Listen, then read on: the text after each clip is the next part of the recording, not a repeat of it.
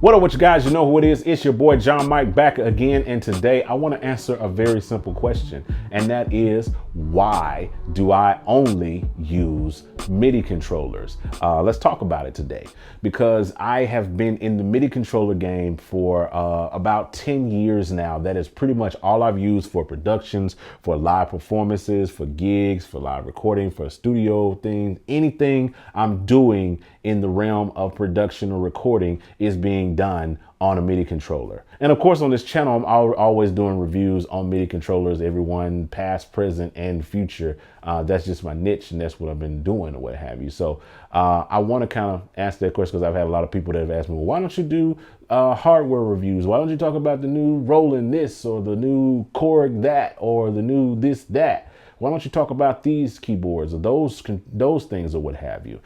And so I hope I can kind of answer that in this thing, and the reason why I use MIDI controllers, and why I think personally that they are basically the future, that we're already in it.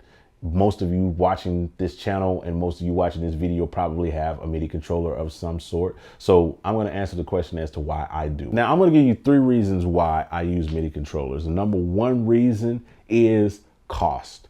MIDI controllers are cheap. Very inexpensive. You can get a decent MIDI controller for $300, $400, even less than $1,000. You can get some really good quality playable MIDI controllers that play and feel and control really, really good, versus buying your average piece of hardware like a Roland RD2000 or a Nord or a Motif or Montage or a Modi X or any of those.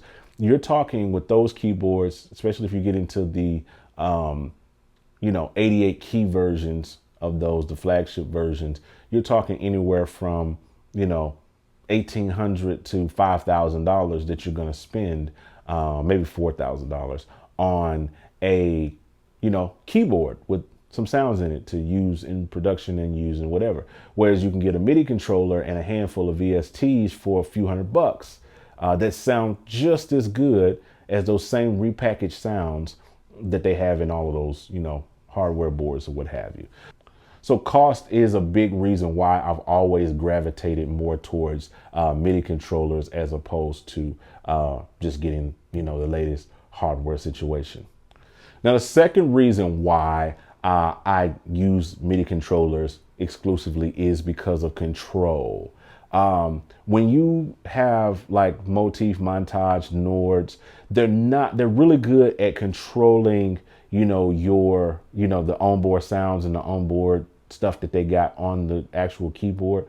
But when you bring them into a digital audio workstation environment, a DAW like Logic or Pro Tools or Ableton or any of those, Studio One, they kind of fail there in terms of controlling the software. They'll often connect because all of them have USB ports now. Every keyboard has has a USB port. So, they do really, really good to connect and send MIDI to. Some of them even have double as audio interfaces, and you can record through them and all of those different things like that, the sounds. And so that's really, really cool. But when it comes to controlling the software, like, play, start, record, transport controls, turning up volumes, turning things down, muting stuff, soloing, actually using it as a control surface, these keyboards, these flagship keyboards often fail in that area and don't offer you any real functional control surface, being able to control your DAW type situation. There are a few out there, don't get me wrong. I'm pretty sure you guys will jump down in the comments and tell me which ones do. But for the most part, your average keyboard does not offer that level of control. Now, the third reason that I love using MIDI controllers only and prefer to use MIDI controllers is the software, which is way more expandable than hardware ever will be. Let's just be real honest. And I know you guys will argue with me in the comments, but I'm kind of here for it. I've had these conversations and these arguments for years with people, telling them that software is the future of where we're going. I know you love your 30-year-old module. I know you love your 20-year-old, whatever module that you own, and it's done you great and you've used it on a lot of performances. Keep using it, by far. I know you love the sounds in this keyboard and that keyboard and this, that, and the other, and you think it's great, but most of the time it stops there. And then when you get to some manufacturers, I won't talk about which ones, they just honestly repackage the same sounds and give you a handful of more and then slap a $500 extra price tag on it for the new model.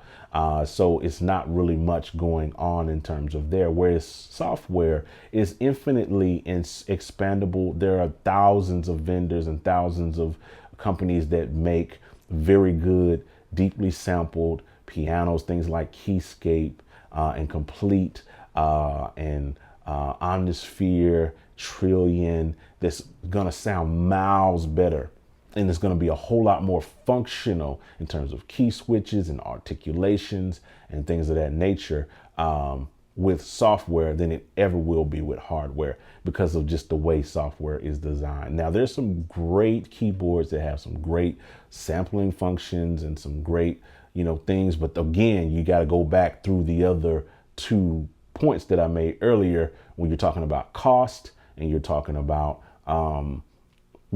control and all of those different things like that. There are just some things that hardware just falls short in. They sound great. They feel good. They even offer you a level of security when it comes to live performances, because I've had hardware to fail on me too. I've been in services. I've been in church services. I'm a church musician. I've been in gigs where it just fails. Like I've had. I don't have time to tell the story today, but I'll tell it eventually. The reason I'm in software all now and MIDI controllers is because hardware failed on me. It's not the opposite. Most people would go to software fails, they go back to hardware. I went to hardware failed, and I went to software. So those are just some things I wanted to kind of throw in you. I get that question all the time. I get people on the channel. I get normal people that I talk to that always hit me up and say, hey man, like I don't understand why you don't like hardware, or why you stay away from it, or why you preach the opposite. And that's the reason why, because of those 3 reasons: cost, control, and software. Those are my 3 things that I wanted to drop on you guys. So I hope this video helped you. I hope it blessed you. I hope it gave you some stuff to think about as it relates to hardware versus software. So you know what you can do. You can hit the like button, the share button, turn on notifications, subscribe. I'll talk to you guys on the next video. I'm out. Holla at your boy.